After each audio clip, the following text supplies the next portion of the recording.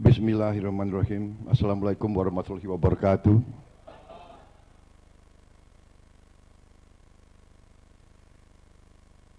Sebagai insan yang bertakwa, marilah kita tidak henti-hentinya memanjatkan puji syukur kehadirat Allah Subhanahu wa taala.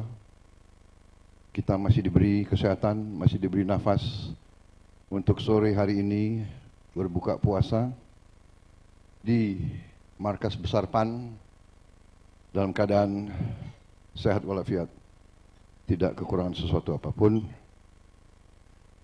Salawat dan salam kita haturkan kehadirat junjungan kita,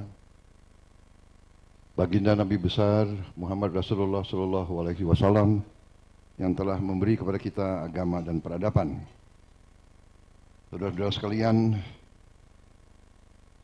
saya ucapkan terima kasih yang sebesar-besarnya atas undangan ini berbuka puasa di Partai Amanat Nasional. Ini adalah sesuatu peristiwa yang agak khas karena ini adalah undangan buka puasa bersama yang pertama di luar lingkungan saya setelah saya menerima keputusan KPU sebagai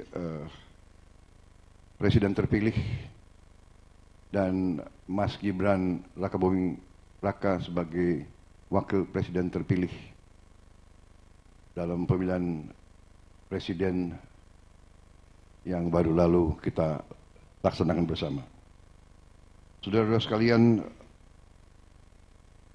saya hadir di sini, saya melihat wajah sahabat-sahabat saya yang telah berjuang bersama saya cukup lama, yang selalu memberi kepercayaan di atas pundak saya, yang selalu setia kepada saya, dan kita cukup merasakan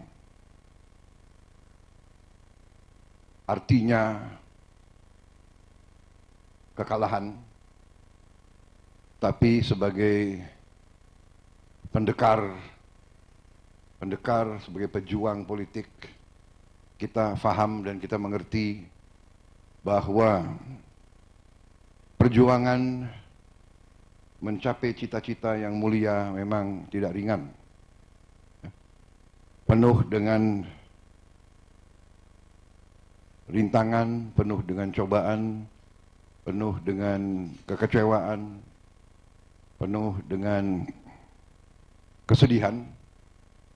Tapi kita juga faham, kita mengerti bahwa memang itulah jalan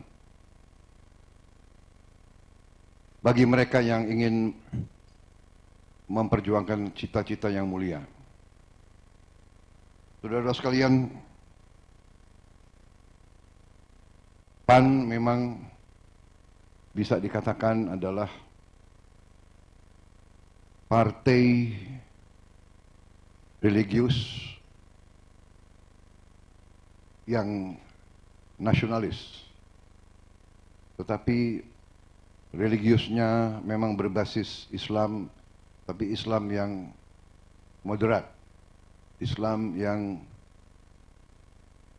sejuk,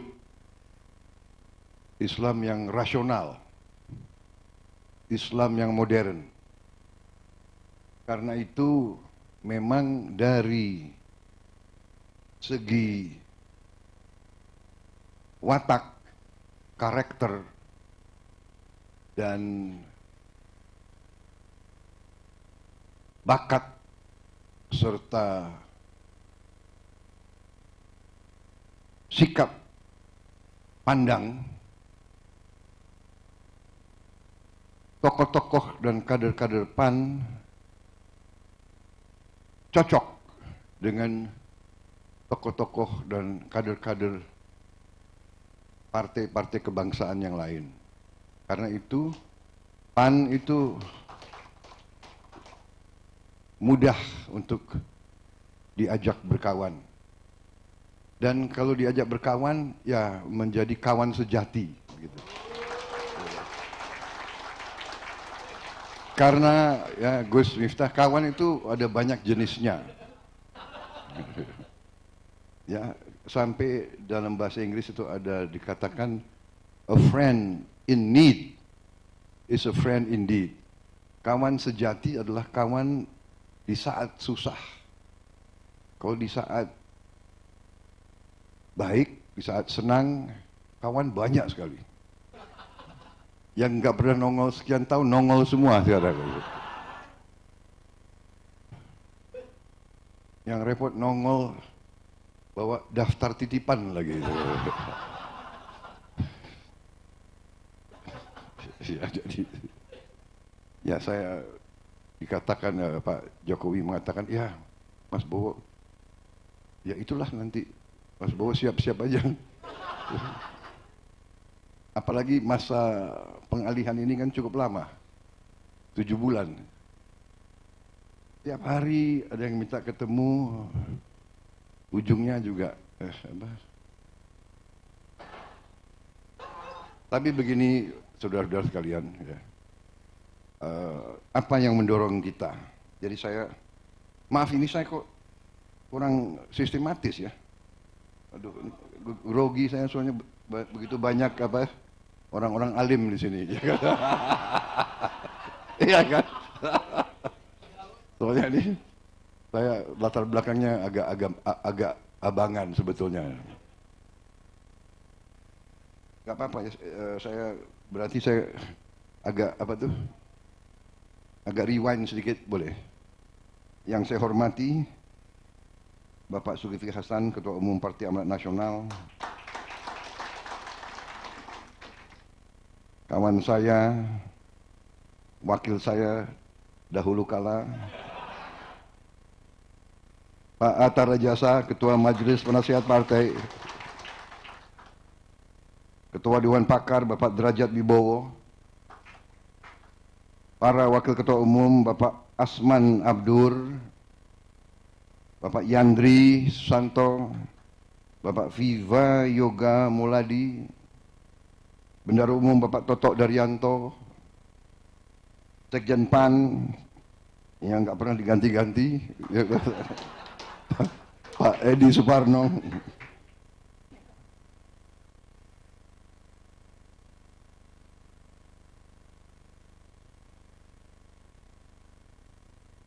saya nggak tahu jabatannya Gus Miftah apa di PAN ini.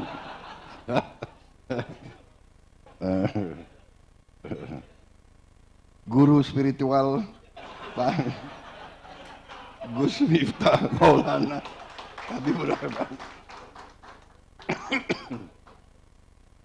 Para pengurus Partai Amanat Nasional, perempuan-perempuan PAN dan seluruh kader yang saya hormati dan yang saya banggakan. Tadi kita bicara dengan kawan-kawan ya, jadi saya merasa benar-benar selalu nyaman di kalangan PAN ini di mana-mana. Dan PAN saya lihat di daerah-daerah juga selalu hadir, selalu setia. Dan karena itulah sekarang saudara-saudara mungkin akan melihat bahwa Prabowo Subianto tidak akan pernah melupakan mereka-mereka yang berjuang di sana. Jadi nanti Pak Zulkifli Hasan dan Pak Hatta akan mungkin kaget, ya kan, dalam menyusun atau mengajukan mungkin yang diminta X, mungkin yang dikasih bisa lebih dari X.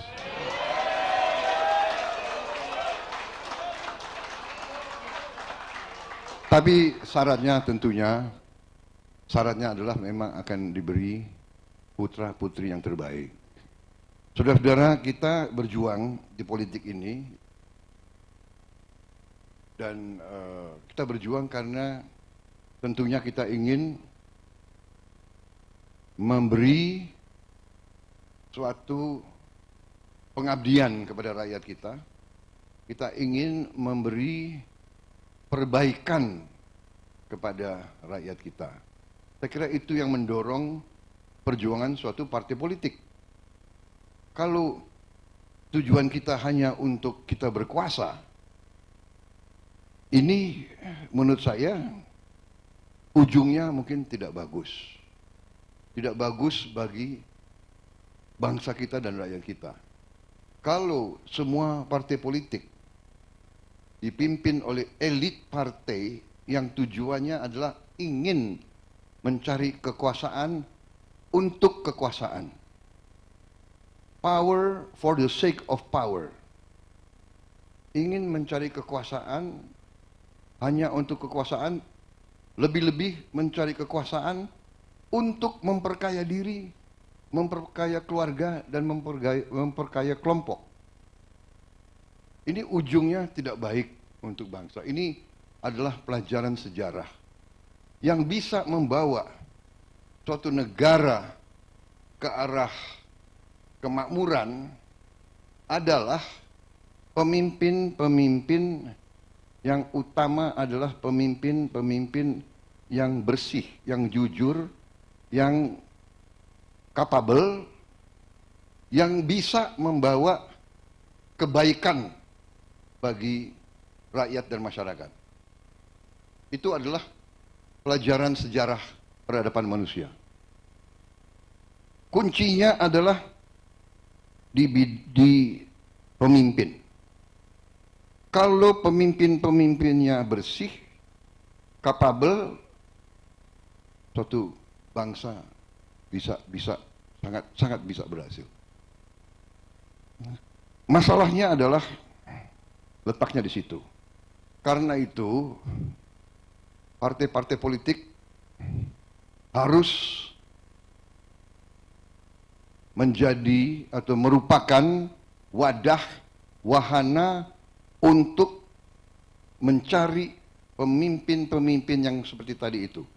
Bersih, capable, cinta tanah air, ingin berbuat untuk rakyat. Itu adalah nanti partai politik yang menjalankan fungsi yang benar bagi suatu negara. Dan pemimpin yang muncul itu adalah pemimpin-pemimpin yang benar-benar bisa membawa transformasi, kemajuan, dan perbaikan hidup. Ini pelajaran sejarah. Pemimpin yang berhasil, yang saya juga pelajari dari banyak literatur, tapi saya juga mengalami sendiri, saya melihat sendiri. Pemimpin yang berhasil adalah pemimpin yang mendahulukan kepentingan yang lebih besar dari dirinya dan keluarganya. Itu pemimpin yang berhasil. Pemimpin yang berhasil adalah pemimpin yang mendahulukan kepentingan yang lebih besar dari dirinya sendiri.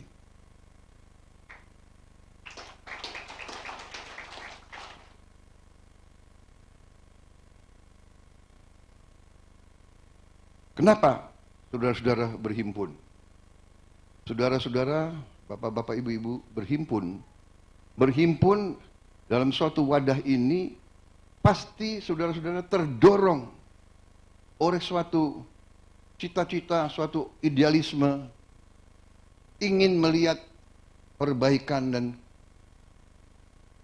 peningkatan hidup bangsa kita. Ada, pasti, di Gerindra juga banyak, ya kan, yang masuk politik untuk cari makan. Jadi itu banyak, itu realita.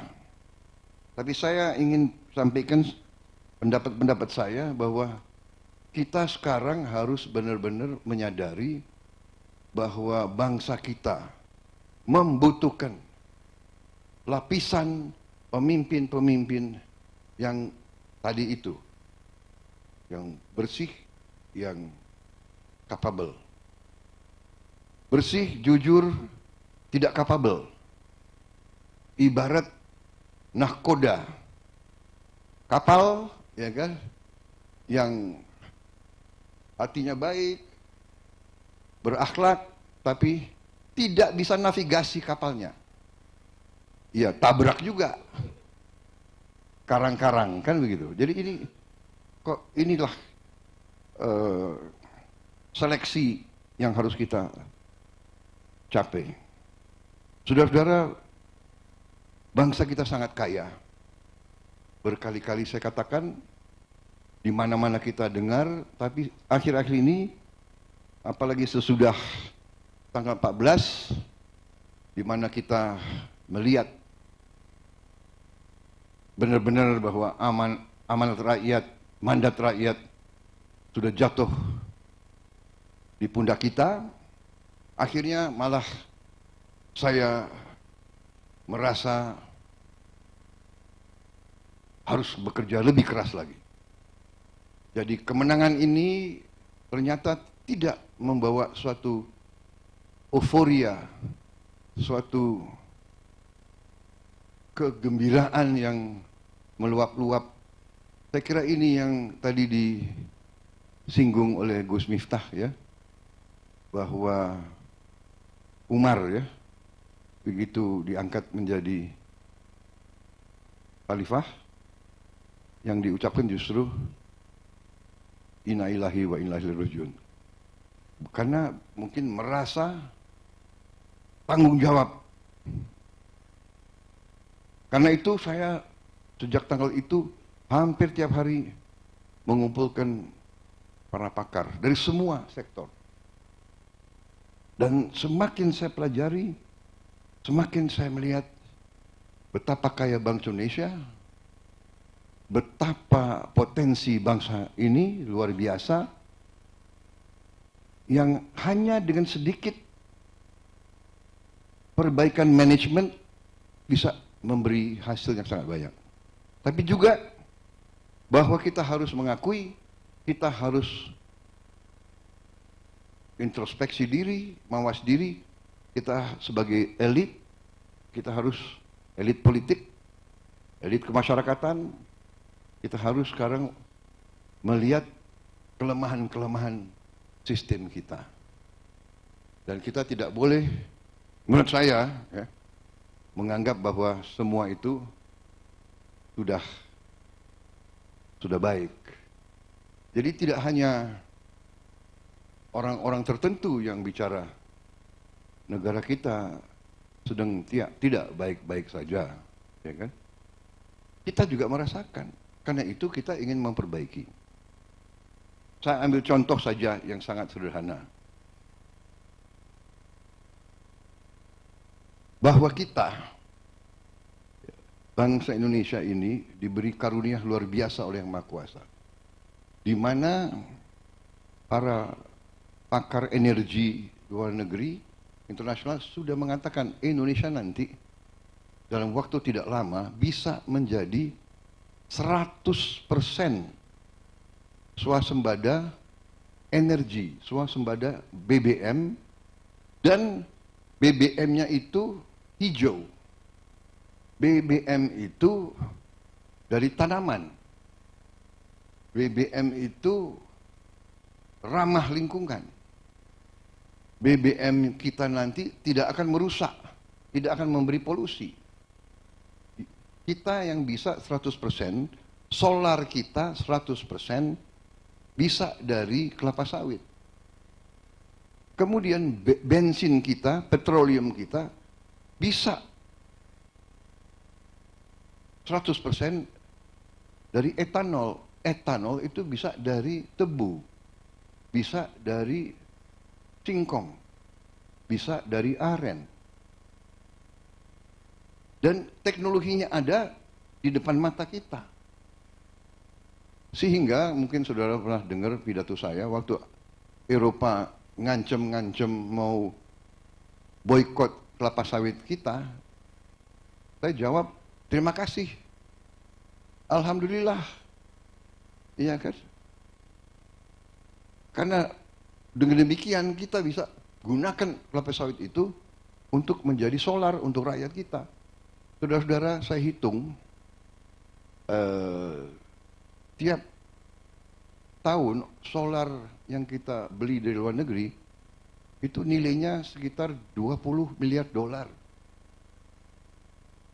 20 miliar dolar tiap tahun. Kalau kita sudah bisa swasembada solar saja, berarti kita tidak akan mengirim 20 miliar dolar itu ke luar negeri. 20 miliar dolar itu akan beredar di negara kita, di dalam negeri. Dan 20 miliar dolar itu kalau beredar di dalam negeri, berarti 20 miliar itu adalah 300 triliun ya. Kalau 300 triliun itu beredar di dalam negeri, para ekonom di sini kan pasti lebih pintar dari saya mengerti bahwa kalau $1, Rp1 beredar di sebuah ekonomi, itu terjadi apa yang disebut velocity of money, yang menimbulkan multiplier effect, yang bisa menambah nilai dolar itu atau rupiah itu 2 kali, 3 kali, bahkan bisa 4 kali. Katakanlah hanya bisa 2 kali saja. Berarti kalau 300 triliun beredar, itu nanti dampaknya bisa menimbulkan nilai 600 triliun. Katakanlah 300 triliun saja. Kalau kita hitung, ya, itu saja sudah bisa menambah pertumbuhan GDP kita 2%. Nah, ini sesuatu yang sudah di depan mata kita.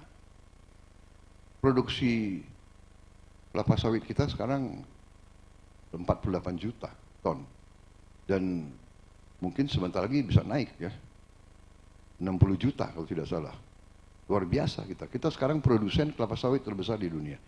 Ini satu saja, saya katakan hanya satu. Yang kedua, hanya dengan manajemen yang lebih baik. Penerimaan pajak kita sekarang itu hanya 11% dari GDP kita.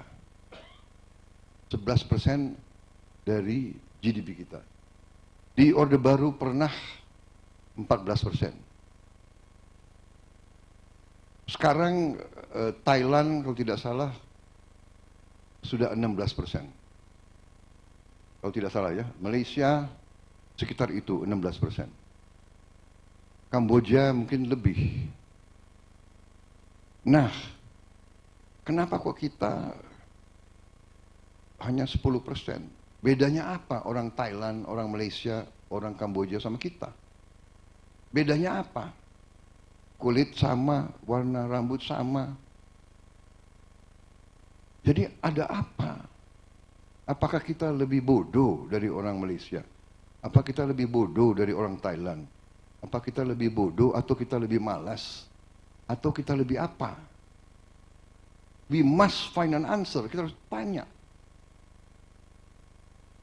Itu yang harus kita tanya kepada ahli-ahli perpajakan kita. Ya kan? Kita 10%. Di zaman Orde Baru pernah 14%. Kenapa sekarang turun? Ya. Katanya Orde Baru jelek. Ya. Hal-hal semacam ini. Kalau kita bisa sama dengan Thailand saja atau sama dengan Malaysia, berarti kan kita sampai ke 16%. Kok tidak salah? Thailand sudah 18%. Katakanlah 16%. Kalau kita naik dari sekarang 10,8, 11%, kita naik ke 16%, berarti kan naiknya 5%. 5% dari GDP kita, ya, itu 75 miliar dolar. Hanya dengan perbaikan manajemen. Pasti para pakar nanti bisa menemukan. Ya. Mungkin dengan tambah komputerisasi, pakai digitalisasi, pakai banyak yang bisa di. Tapi itu jadi naiknya itu bisa langsung 75 miliar dolar. Apalagi kalau bisa sama dengan Vietnam. Mungkin kita naiknya bisa 90 miliar dolar. Begitu kaya bangsa kita ini sebetulnya. Luar biasa. Jadi saya sudah lihat angka-angkanya, ya. GDP kita naik, Berapa tahun yang lalu hanya 1.300, 1.400. Tahun 25 diproyeksikan, kalau nggak salah sekarang sudah 1.500. Sudah 1.500 ya. Sebagai contoh, dalam undang-undang kita sekarang diwajibkan mengalokasi 20% APBN untuk pendidikan. 20% 2 tahun yang lalu atau 20% tahun yang lalu itu adalah 20% dari 1.400 triliun. Sekarang ini 20% dari 1.500 triliun. Artinya naik. Jadi kita punya uang yang bisa dipakai untuk macam-macam. Itu kira-kira yang ingin saya sampaikan, saudara-saudara. Tadi disinggung masalah salah satu program strategis yang saya bersama Koalisi Indonesia Maju mengusung, antara lain makan bergizi untuk anak-anak Indonesia. Ini sangat strategis karena anak-anak Indonesia adalah masa depan Indonesia. Kalau tidak kita berani sekarang memberi gizi kepada anak Indonesia, 18 tahun lagi Indonesia akan mengalami sesuatu warga negara, suatu bangsa yang lemah. Lemah fisik, lemah otak. Kalau kurang protein di saat masih anak-anak, sel otak tidak berkembang, sel tulang tidak berkembang, sel otot tidak berkembang. Untuk jadi kuli saja mungkin kalah sama bangsa Vietnam. Untuk jadi petani mungkin tidak kuat lagi. Untuk jadi prajurit tidak kuat lagi. Ini harus kita sadari. Karena itu saya bertekad untuk melaksanakan ini. Dan saya terima kasih saya dapat pencerahan ya, dan bahwa dalam Islam memberi makan kepada mereka yang membutuhkan itu memang sangat diwajibkan. Berarti walaupun saya sering diejek dan sering dihina, nggak ada urusan saya.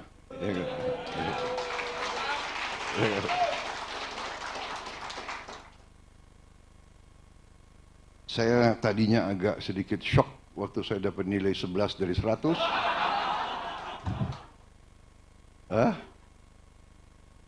Tetapi sekarang saya terima kasih sebetulnya sama, saya terima kasih dengan apa?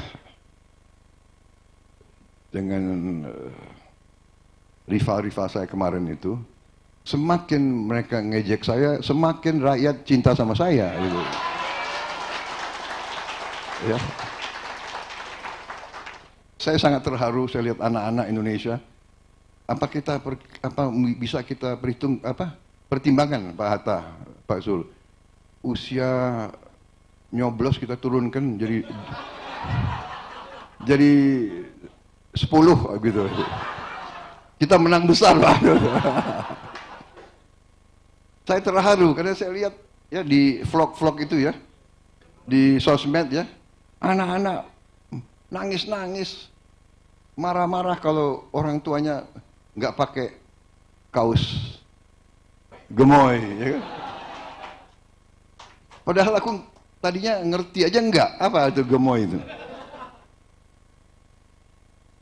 Memang PAN ini luar biasa ini. PAN partai religius, ya kan? Taat agama, tapi saya lihat artisnya banyak sekali. Lebih berani kadang-kadang dari partai kebangsaan ini. Gerindra kalah. Dan juga PAN saya lihat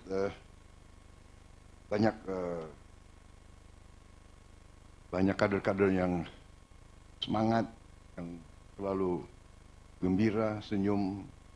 Jadi inilah saya kira watak bangsa Indonesia, keinginan rakyat kita ingin pemimpin-pemimpin selalu gembira, selalu senyum, selalu rukun. Itu yang kita rasakan, ya kan? Mereka yang mau pakai pola politik yang selalu antagonistis, selalu marah-marah, selalu caci maki, saya kira iya nggak mengikuti zaman, tidak merasakan apa yang diinginkan oleh rakyat. Rakyat kita tidak suka, rakyat kita suka pemimpin yang rukun. Ini juga membutuhkan waktu lama bagi saya untuk belajar. Jadi saudara-saudara, saya mau minta maaf kepada PAN ya, seolah bahwa saya mungkin kurang menghormati pengorbanan PAN, tetapi alhamdulillah sekarang kita diberi kesempatan ya. Kesempatan ini harus kita manfaatkan dengan sebaik-baiknya. Harus kita buktikan kepada rakyat Indonesia bahwa di tangan yang benar, di tangan yang ikhlas, kumpulan suatu tim, suatu lapisan orang-orang yang niatnya baik, yang hatinya bersih, kita bisa berbuat banyak. Kita bisa benar-benar tadi kekayaan yang begitu berlimpah-limpah, kita kelola dengan sebaik-baiknya. Dengan secara akal sehat, kita investasi ke yang benar, yang produktif, yang bermanfaat bagi bangsa kita, dan kita atasi segera kesulitan-kesulitan rakyat. Kita harus swasembada pangan. Tidak ada alternatif. Tidak ada alternatif. Saya bicara sudah puluhan tahun. Swasembada pangan, swasembada pangan, swasembada pangan. Puluhan tahun. Dan saya diejek, dan sempat ada elit tokoh-tokoh Indonesia yang mengatakan tidak perlu, cukup import dari bangsa lain. Luar biasa itu. Heran saya ada pemimpin Indonesia yang menganjurkan lebih baik import daripada swasembada. Kalau situasi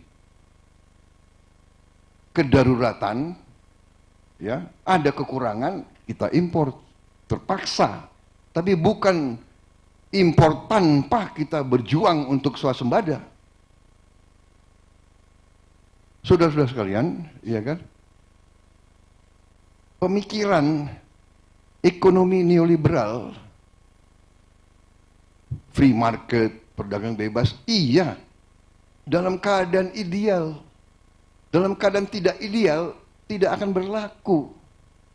Kalau terjadi perang di mana-mana, dan sekarang terbukti terjadi perang di mana-mana, ya kan? Semua negara tutup, yang punya produksi tidak akan izinkan pangan keluar dari negaranya. Kita bagaimana kalau kita tidak punya cadangan kita sendiri? Ini adalah akal sehat yang Maha Kuasa memberi kepada kita. Lahan yang cukup, manajemen, political will, kehendak politik. Jadi saya yakin bersama PAN, bersama teman-teman dari Koalisi Indonesia Maju, kita akan wujudkan apa yang dituntut, apa yang diperlukan oleh bangsa kita. Untuk merdeka, untuk mandiri, kita pertama harus mandiri pangan. Lucu, negara mengatakan dirinya merdeka, tapi tidak bisa memberi makan kepada rakyatnya sendiri. Lucu, harus import. Ini harus kita perbaiki. Dan saudara-saudara, Ternyata saya sudah bicara dengan beberapa pakar, ya. Saya bicara, diberi penerangan kepada dari Menteri Pertanian yang sekarang, yang saya anggap sangat kuasai masalah pertanian. Dalam 3 tahun, insya Allah kita akan kembali swasembada. Dan setelah itu, dalam 4 tahun, 5 tahun, kita akan menjadi lumbung padi dunia. Di banyak bidang, jadi saya kira saya tidak terlalu lama lagi, ya. Ini hanya karena saya ingin menyampaikan kepada teman-teman PAN, terima kasih atas dukunganmu, terima kasih atas kesetiaanmu, terima kasih atas kepercayaanmu kepada saya, terima kasih atas kepercayaan Anda semua kepada diri saya. Merasa benar-benar terhormat, saya merasa benar-benar terharu. Karunia yang diberikan Yang Maha Kuasa luar biasa kepada bangsa kita, luar biasa. Rumput laut bisa jadi plastik, rumput laut bisa jadi bahan petuah-petuah nenek moyang kita. Ingat, ilmu padi semakin berisi, ingat, ilmu padi semakin berisi, semakin menunduk. Semakin diberi kepercayaan, semakin waspada, semakin bertekad untuk menjaga, jangan sampai mengecewakan kepercayaan itu.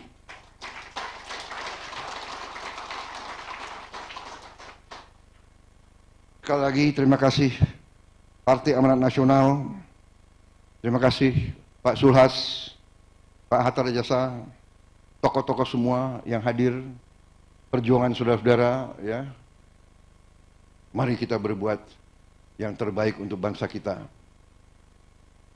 Dan saudara akan lihat Prabowo Subianto tidak akan melupakan mereka-mereka yang berkorban dan berjuang bersama. Saya kira itu, ya. Karena tidak dikasih kopi di sini, saya akhiri. Dan nanti ada yang mau terawih dan sebagainya. Wassalamualaikum warahmatullahi wabarakatuh. Salam sejahtera kita kita sekalian. Ya, semoga Allah SWT selalu melindungi keluarga besar Partai Amanat Nasional, selalu diberi kebaikan, selalu diberi jalan yang terbaik. Terima kasih. Selamat berjuang. Mari kita berjuang bersama untuk bangsa dan rakyat Indonesia yang kita cintai. Terima kasih. Terima kasih banyak. Saya Niluh Puspa. Saksikan program-program Kompas TV melalui siaran digital, pay TV, dan media streaming lainnya. Kompas TV, independen, terpercaya.